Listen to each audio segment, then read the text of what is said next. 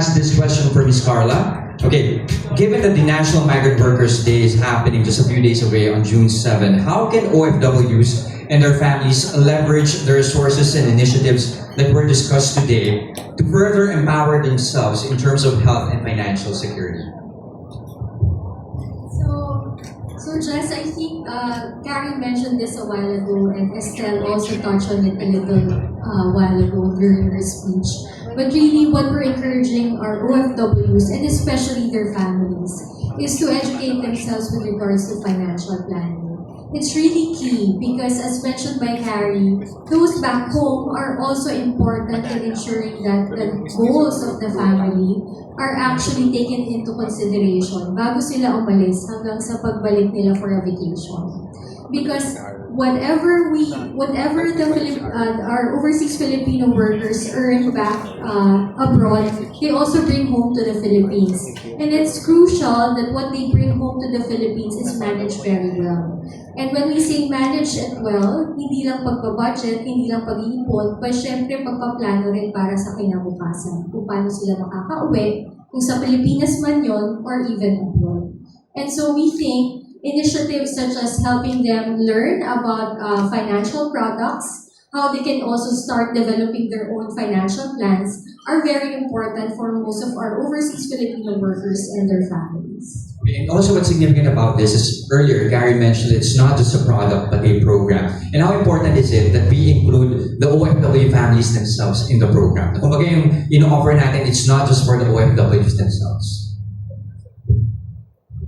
Well, again, we've been advocating financial literacy sa OFW communities for so many years already. And yun yung common. No? Hindi lang yung umalis ang may responsibilidad. No? So for an OFW to be successful, yung partners nila. So hindi daw ubos yung requirement, yung kailangan, yung mga babayarin kung hindi nakakaisa yung sa pagpaplano. And that's why when we do our financial planning, it's really designed for the entire family. Dati kasi when we started, we're just teaching them personal finance. But what we're doing now is family finance. Very important, even the small kids have their own responsibilities and role. Yung kailangan malinaw yun sa bawat miyembro ng pamilya para maging successful, makauwi si mami, makauwi si daddy. So that's our program. Mahalagang naiintindihan ng bawat isa, lalo na din yung mga sinusuportahan. Kung paano nila susuportahan yung sumusuporta sa kanila. Okay, this time for Ms. Estelle, how does the Plaza Ople Policy Center identify the pressing needs of our OFWs, and how do these insights inform the types of programs and partnerships that you pursue? Thank you so much for the question. We're really a welfare-based organization. So, karamihan po ng hinihinging tulong sa amin, and I see some of our OFW leaders in the audience, karamihan po ng hinihinging tulong sa amin is pensyon. Yan, yung mga nakauwi. Tama po, no? Yung mga nakauwi na OFW, senior na sila, walang adequate healthcare, walang adequate na retirement plan, walang adequate na pensyon. Ang pinaka-hinihingi sa amin is reintegration program. Paano pag uwi nila may kabuhayan sila dito. Ngayon, I feel like, syempre, nandyan na tayo, kailangan nating mag-lobby sa gobyerno para sa mas marami pang tulong regarding this. But at the same time, we can do something preventive. Kaya po, we're very keen on our partnership with Sun Life. Kasi habang nasa abroad pa yung OFW, yun yung best time na maghanda para sa retirement. Yun ang best time para mag-ipon, para pag-uwi may negosyo o may kabuhayan. Yun yung best time para maalagaan nila yung kalusugan nila at kung magkakasakit man sila, dahil isipin na lang natin, no, habang tumatanda talaga tayo, OFW ka man o hindi talaga may iwasan na magkakaroon na ng issue sa kalusugan. So that's why we decided to enter into a partnership also with Sun Life because a lot of these problems hindi naman sa akin be prevented, pero maybe hindi kasing dami yung namong problema ngayon na paretiro na OFW kung no their prime years they already had the tools and knowledge kung paano sila pwede makapaghanda para doon.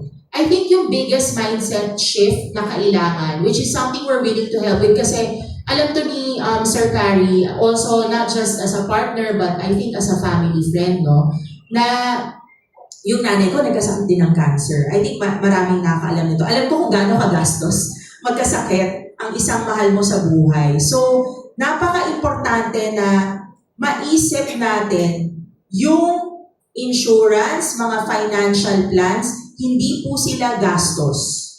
Kasi yun yung mindset shift na kailangan natin, pagsusubi, pagtatabi, para pag nangailangan ka in the future, meaning kapag katulad ng nanay ko, nagkasakit ka, nagka-cancer ka, ang mahal po kasi nun eh. Kung masabi ko lang po talaga sa inyo magkano yun, ang laking bagay na buti na lang, nagpa-participate tayo sa financial literacy program. So ako mismo at yung nanay ko, we made sure she was insured. Nung nagkasakit siya, hindi na namin problema yung magkano yung pagpapagamot. Kasi sinagot yun ng insurance. And I wish more OFWs and more Filipinos in general would also be as prepared. Oo. Maski malaman nyo man lang, kunyari, hindi wala pa sa budget, hindi pa pasok sa budget. At least alam nyo magkano yung posibleng kailangan to get the coverage or the help that you need or para at least makapaghanda kayo that way. Sorry kung ang haba ng sagot ko, pero kasi passionate din ako dito dahil yun nga, paulit-ulit po yung problema na naririnig natin din from our OFWs and feeling ko kung alam lang nila na meron silang mga paraan that they can save up for this, alam nila kung magkano kasi hindi po lahat ng insurance ay mahal. I think that's another misconception na porque insurance yan, tinatakbuhan yung ahente kasi hindi nyo pa nga alam magkano eh. Magkano versus yung matatanggap nyo. So just an open-mindedness is something that we're willing to advocate for. Alright, thank you for that, Mrs. Ted. Mrs. Ted, hindi mahaba yung sagot mo. That's something that we really need to hear. We need to drive the point that when it comes to these things, hindi to gastos. These are investments for yourself and for your family as well. Okay, so again, to our friends from the media, we have a microphone set up here in front. Feel free to approach and ask your questions. Anybody here who has any question for our guests? Go ahead, sir. Hello, good morning. I'm Dean from Daily Tribune. I'm also an ex-seaman. So usually kasi, di ba, when it comes to insurance, pag kumuha na ng policy, andyan yung kakailanganin mo na, tapos na-accident ka sa barko, nagiging problema. Pag mag-claim ka na sabi ng insurance, hindi covered yan kasi ang trabaho parang hazardous, parang isa sa mga nagiging gap sa insurance. Kaya nangyayari ngayon, ang iba, takot na akong kumuha ng insurance. Kasi, on board ako, hindi ko rin pala magagamit kung na-accident ako sa barko. So, sa lupa, i-deny nila kasi yung trabaho ko, parang isa siya sa mga ng insurance na hindi covered dahil kung yung kind of work ko parang hazardous siya. So, hindi siya magiging, para siya yung magiging hindrance, parang yung maklaim yung policy. So, sa Global Pinoy, ano yung magiging uniqueness niya? Kung when paano siya refer sa mga kakilala ko na seaman pa rin na kunin mo kasi maganda talaga. Sa previous company namin, naging ginawa nila, pag nakabakasyon kami, covered kami ng 3 months. So, meron pang mangyari ang aksidente sa lupa, insured kami. Pero kung nangyari sa barko, yung insurance ang principal yung sasagot sa amin. So, ano yung magiging uniqueness ng Global Pinoy na Sun Life? Okay, I guess anybody from Sun Life can answer that question. Very crucial question, in fact, especially sa mga kapatid nating seafarers. No? Thanks for that question, sir, and sorry about your experience. Masasabi ko po dyan, iba-iba kasi ang klase ng insurance. So, importante na yung kung kukuhanin nyo, ay alam nyo kung ano yung kino-cover niya at ano yung hindi niya kino-cover. Para ma-ensure natin na comprehensive, yung lahat ng kailangan nating protection, ay nandoon, nakuha natin. So in your case, hindi po siya nag-cover ng accident during your yung trabaho. Meron po kasing ganun talagang insurance. Pero meron namang mga produkto na i-cover yung mga ganun. Yung pong yung pong kaninang Sun Life OFW Health Protect natin, yun naman po ay para sa critical illness, so in case magkasakit. So, dapat po importante, alam nyo kung ano yung kino-cover. Para po, alam nyo rin kung ano pa yung kulang. Ayun po yung masasabi na, ayun, yun sir, sana makatulong. I think Sir Carrie has something to add. And just to add, maganda rin po yung punto. Totoong-totoo po yan. No, na, kumbaga parang may coverage, bumili. Ito na rin naman po ang maganda. Kasi yung commitment po ng Sun Life, hindi lamang po ito product, hindi lamang po ito marketing event.